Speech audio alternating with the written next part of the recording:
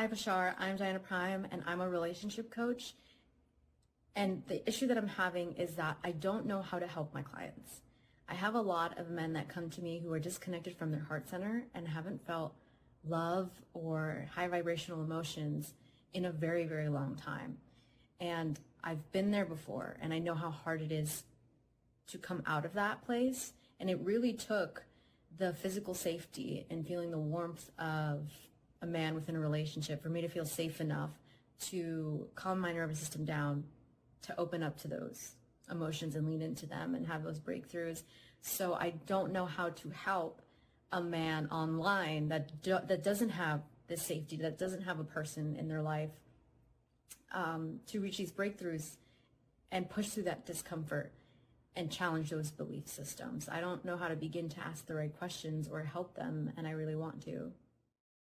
We would strongly suggest that you explore with them any connection at all of any kind to anything that allows them to open up their hearts even just a little bit. It could be a connection to an animal. It could be a connection to the cosmos. Find what they love in life, in general, anything at all, and begin to explore the story that they're telling themselves from that point of view, why they love that thing, and therefore allow them to begin to expand their heart opening by exploring something that they already love, whether it has to do with a human relationship or not. There will be something you can find that they love. You can begin that way. Hello, good day. Bashar, thank you. It is our passion and our pleasure. What would you like to discuss? Okay, I have a bunch of stuff. We'll see how much we get through. First, I'd like to better understand the relationship between our individual and collective realities at this time of transformation. And you said Yes. you are going through an idea of transformation, and you are agreeing to do that in your own respective parallel realities together. So the way I understand that is that we're creating our own individual realities, but we have agreed upon ideas such as we're living on a planet called Earth and in a year called 2023. So each of us creates our own version of Earth, Yes. and whoever's on our frequency will be on that same version of Earth with us. Is that right? Well, yes, you'll create a similar version and agree to share that idea. You're not literally on the same planet, but you can create your version to be so similar to someone else's version that it would seem so in physical terms. Ah, okay. Is this related to the idea of a prism that I've heard you speak about? That we There's can a splitting prism, yes. Yes, I'm fairly new to your work. I'm catching up. Could you describe that briefly to me, this idea of the prism? Well, the idea is to understand that any version of Earth you can imagine already exists simultaneously. They all exist at the same time because time is an illusion. So everything exists at once. Any version of Earth you can imagine. And therefore, as your consciousness navigates itself, shifts itself through all these different versions to create what you call a timeline, a lifespan, you are literally experiencing a multitude of different Earths billions of times per second. You're navigating yourself based on your vibrational frequency, based on your intentional focus through the different Earths in a manner, in a sequence that will allow you to experience continuity, going from what you call the so-called past to the so-called future. But that's a linear way to experience the idea of process and change. And it is all up to you to decide exactly where you're navigating to or through. But at this timing on your planet, because of the transformations you've agreed you should be experiencing, you can split now off from different people in different directions to experience different Earths that eventually one will no longer experience the other's experience of Earth. You'll only experience the ones that are similar enough on your wavelength so that you are all coherent and in harmony with whatever it is you have decided to experience as a version of Earth, while others you may be interacting with now may go off in a different direction and experience ultimately a completely different set of Earths. And the two will no longer meet. The two will no longer agree. The two will no longer experience each other. Does that make sense? Yes, it does.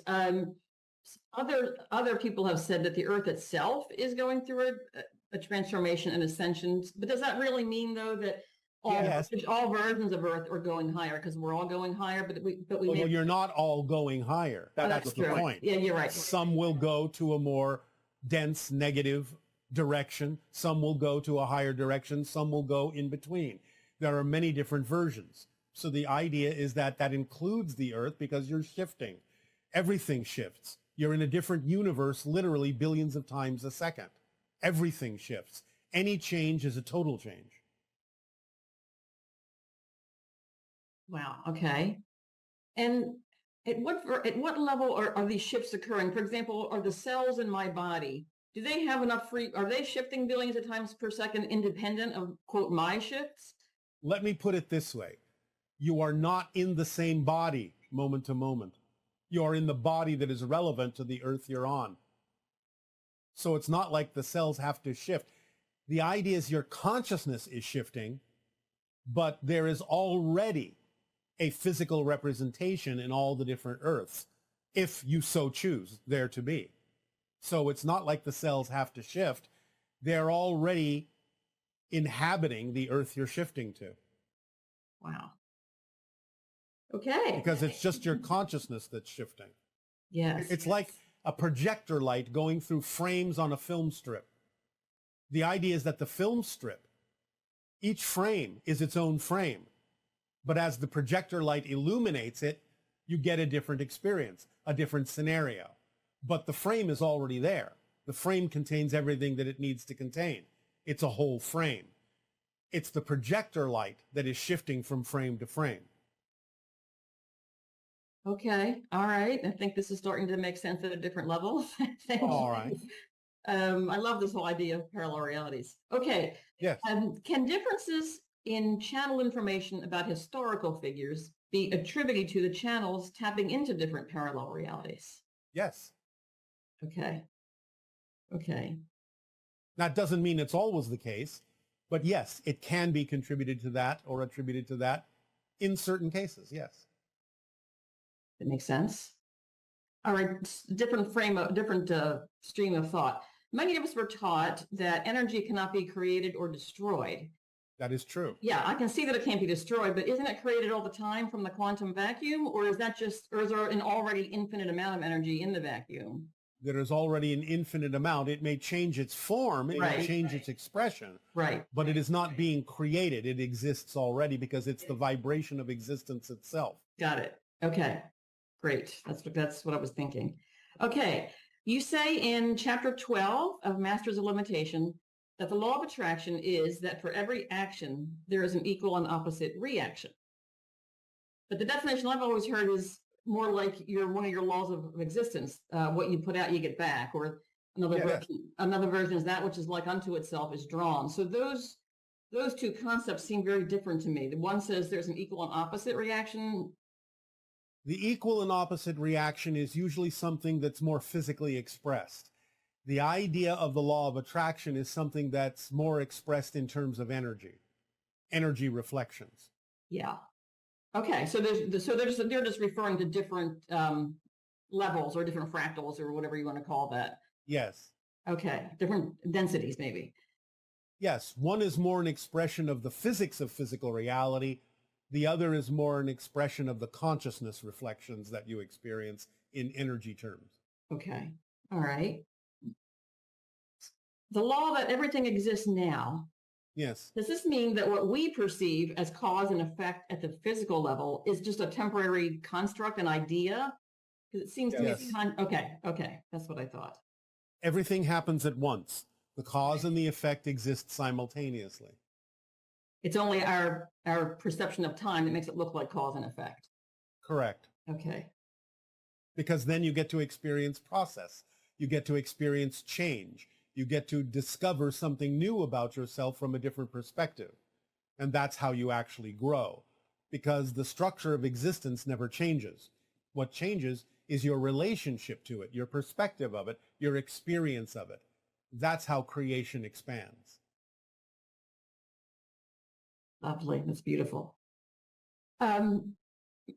I'm sure you've heard of many people wear or have these protection devices that are supposed to be protecting them from electromagnetic fields. Are they basically just permission slips that Yes. help us believe that we're stable and healthy? Yes. Yeah. Okay. Now, sometimes, depending on the device, there may be some physics to it. There may be some science to it. But for the most part, those things are about being permission slips that align with a belief system. Whether or not they are effective depends upon the honesty with which a person is in touch with what they actually believe to be true. Yes, I get that. Okay, that's great. That's great. And this is my last question if we have time. Could you share with me, I know you shared this before, but I just haven't caught up, your basic definitions of oversoul, soul, and higher mind? You can look at it this way. The oversoul could be looked at as a collection of individual souls, but it knows itself as a unified being, but experiences simultaneously all of the individual souls that are extensions of it, in much the same way that your fingers are extensions of a hand. The soul is one of the individual extensions, the finger. The higher mind is that portion of the soul that remains non-physical while it projects a portion of itself into the idea or dream of the idea of being physical. So it creates a physical mind to have a physical experience, but retains a portion of itself, perhaps even the larger portion of itself, in non-physical reality as the soul. So you have oversoul, individual soul, broken down into non-physical higher mind and physical mind to have a physical incarnational experience. Does that help? Yes, that's intuitively what I was thinking. And I guess I was getting, the more I thought about it, the more confused I got. Like, so are oversouls related to certain qualities, or like science or beauty or music? Do they have? They can be archetypally connected to certain concepts in that way. They don't have to be. They can be connected to multiple concepts as well. But in terms of the idea of the approximately 8 billion individual souls and incarnations on your planet, this is representative of only about 300,000 to 500,000 oversouls. Wow. Yeah. And so let's say the oversoul of which my soul is a part is, let's call it purple. Does that mean that my soul is purple? Well, your soul may have that purple vibration, but it may also be overlaid with other colors that are representative of what that individual soul's journey is all about. Got it. Okay. I think we have covered all of my questions, and I am so grateful for this interaction with you, Bashar. Thank you so much. Our deep appreciation to you as well, Aveo. Aveo. Hello. Good day. Good day. Nice to meet you, and thank you for this opportunity. It is our passion and our pleasure to do so. What would you like to discuss? Let me see if I can squeeze all my questions about existence into these few minutes. You will squeeze what is necessary to squeeze. So just take your time and trust the timing. Okay. So let's start with an easy one. In science, there is this Planck length. So Yes. my question is there really a Planck length, or are you always in the middle? You're always in the present, but in terms of the construction of physical reality, there is Planck length and Planck time. Planck time is the idea of the tick of the clock of your physical reality. In other words, you are shifting billions of times per second. According to the Planck time, tick of the clock, billions of times a second you are shifting from one parallel reality to another. This is how you create the idea of the side effect you call time and space. This is how you create your experience of a timeline. So your consciousness is shifting billions of times a second, and the Planck time and Planck length are integral to the idea of exactly how quickly you are doing that with regard to the space-time structure. Okay, But then what happens, let's say, imagine that you shrink to the Planck length, or it's below physical reality. Like, what happens to experience below the Planck length? Beyond, below, and above that idea, you simply know what you need to know instantaneously. There is a timeless state in which you simply know exactly what you need to know the moment that you need to know it. And the idea of process is not experienced in the same way at all. Okay, thank you. Now I have, you had the science of spirit, what is God? You had this in the past, transmission, Yes. yeah? And Yes. I have a few questions related to that topic. And you Yes. in that mentioned that there is one, and inside Yes. that one, the first reflection, so to speak, is all that is. Yes. It is what humans call God. So Yes. it's just easier in speaking, so I'm going to refer to this as God. So All the right. question is it when, so to when it becomes aware, like who I am, who are you? Is it alone, or who I am, who are you all? So the moment it becomes aware of itself, it's already like an infinite number of reflections, or is it alone? Like a It is both. solipsistic sense. It is both. Remember, in the one, there is no experience. Only the idea of all that is or God has experience. Therefore, it is instantaneous that it is infinite in reflection. And it is not about the moment it becomes, it always is. There is no moment it becomes. That's a linear way to talk about it. So yeah. it always is experiencing itself as an infinite reflection. That's its nature. Yes, but then, humans like call that God is omnipresent, omnipotent, and so on. But is God omnipotent, or the one is omnipotent, and God just thinks that he is the one who is omnipotent, but he is just like humans, we think that we are the one who are doing and No, God knows exactly what it is. Because again, that's its nature. Its nature is to know itself. And it knows itself as all the reflections, an infinite array of reflections. And does God experience everyone's perspective simultaneously? Yes. Yes. But is it Yes. like parallel distinct experiences, or like a white soup of nothingness? It is both. It can experience itself in all ways because nothingness and the experience of every individual are all possibilities within it. And so it experiences both of those simultaneously. And then what is this concept in the yogic terms? They always focus on to empty your mind, just be present. So that's Yes. the question, can you know everything, conceptually, or by being? Can you know everything? Or is it always, you cannot know it conceptually, you can just be it?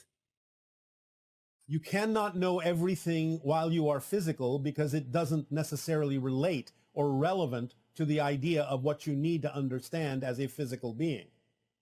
So you will not know anything. You will know everything you need to know that is relevant for you to have this physical experience.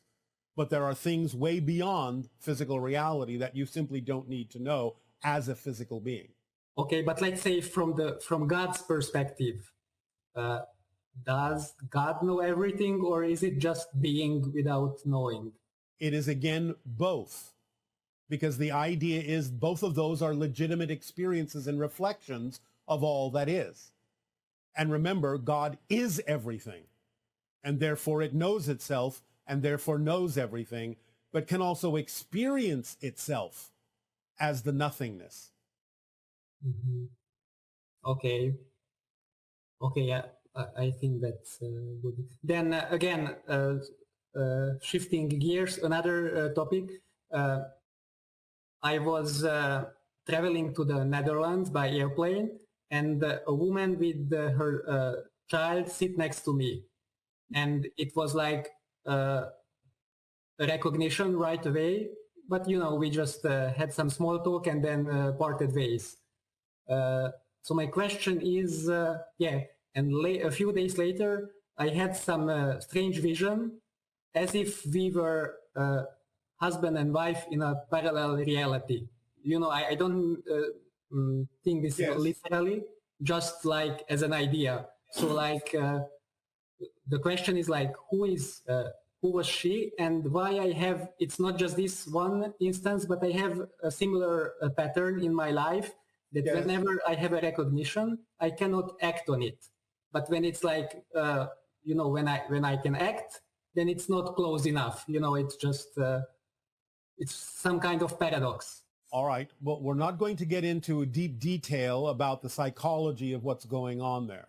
But the idea in general is that you've set yourself up with agreements with different beings to touch base with you, to trigger within you a recognition of more and more of the connections and agreements that you have with different beings in parallel realities, different energy connections that can help you move forward in your life if you learn to use those connections and those recognitions and agreements in a specific way. So we're not going to go deeply into this because that will require more time than we have here for this transmission. But like currently in that situation, what should I have to do? You know, I cannot act on that experience. You don't have to act on that experience. What I'm simply saying is you can understand that you are giving yourself the opportunity to experience agreements and connections you have made. So it's like a synchronistic touching base to let you know that at that moment, you are in the correct vibration to move forward in your life by acting on the formula and acting on your passion. I see. So anytime you recall what that connection felt like, then you are back in that feeling, back in that vibration. Whether it feels the same or not is not the point. Anytime you can remember what that felt like, that connection felt like, you are in the correct vibration. So use that to move forward when you take action on your passion in life. And then one more thing, when I was a child, I don't know, maybe 5-6 years old, I had like a sleep paralysis, you know, when you wake up and cannot move. Yes. And yes. I experienced like in the medieval times, there is this depiction there a demon is sitting on your chest. So I was experiencing someone in a black hood and I wasn't able to move. And I don't know, after a minute, I was jump up, turn on the lights. It disappeared. And that was my only, paranormal experience. What was that and what should I? Well, again, you are shifting to other realities where you are encountering different kinds of beings.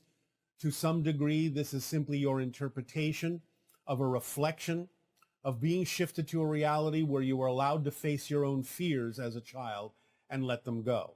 So you were given an opportunity to look at the shadow part of yourself that weighs you down and to learn to let it go. Okay, and then the last thing. Now, you said last before. Is this truly your last? It's never ending. All right, let it be your last for now. Okay, thank you. Thank you. Thank you. Thanks for the fish. Aveo. Goodbye.